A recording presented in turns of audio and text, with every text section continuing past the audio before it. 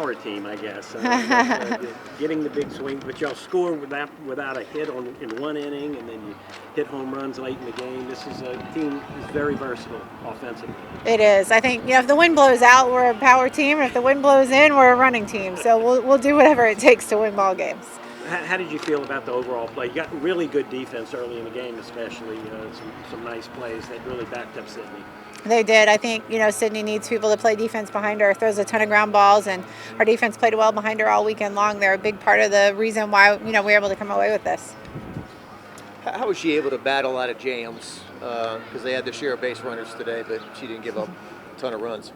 Yeah, she just is a veteran pitcher. She's capable of making big pitches and big moments, and I think the team is so trusting in her. They understand they're going to have to come make plays behind her, and they're ready to do that. Is it a case where you maybe sacrifice some singles instead of getting the ball up in the air when it's gusting out like it is today? Yeah, I think we were already set to go with Sid today, but, it played into our favor that we have a drop ball pitcher in this kind of wind. I think if we had any question, I think the weather and the conditions solidified the decision for us today. Macy, her performance, 2 home runs, 5 ribbies. Tremendous, huh? 3 home runs. Well, 2 today. Oh, today. I know. I'm just saying 3-run home runs this weekend. Pretty incredible.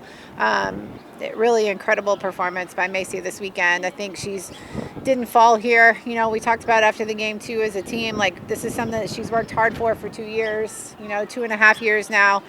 She conducts herself like a professional in practice. She's worked for this moment, and she's deserving of moments like this. It was an incredible weekend for Macy. I think your leader in home runs last year had 10, and Tori's got 11 already so far. So just the job she's done as a young player too, right?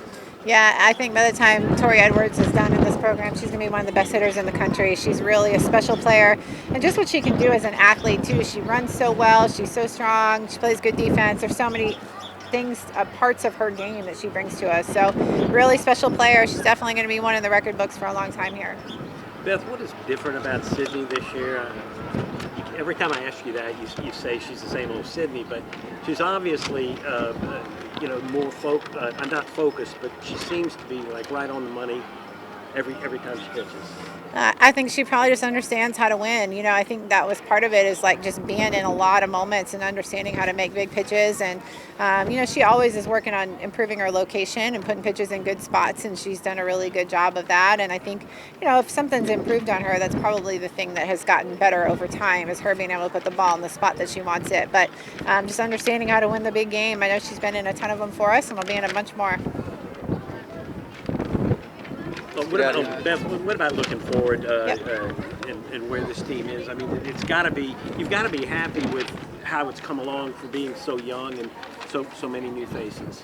Yeah, I think it's nice to have this week, no midweek, a little reset for us, a chance to get some things right that we want to get right. We still would have liked to see some different things today, a few less fly balls, a few more, ability to flatten things out. There's a couple things we want to clean up. So a nice week to give us a chance to do that, to clean up some of the things and get ready. I think it just continues to get tougher as the season goes on, if that's possible. It's already been tough, but I think it'll just continue to get more and more challenging as we go.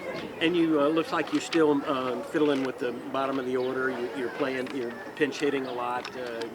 I guess maybe you don't really need to, but you've got something in mind for that.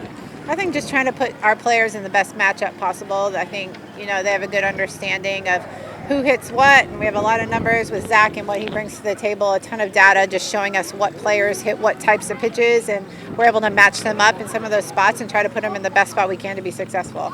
And just the element of your team to go from like a 4-1 game to an 8-1 game like that, right? I mean, that's a nice luxury to have. It's huge. I mean, we've talked about like throwing the last punch, and I think we did a good job there of doing that. Makes the last inning feel completely different. If it's 4-1 going in the last inning and they score that run, it's a lot of pressure. Feels completely different. So the fact that they're never done, they're never quitting, they're continuing to throw punches, they're continuing to be aggressive. I think that's a huge part of who they are. Okay. Thank you. Yep. Thank you, Beth.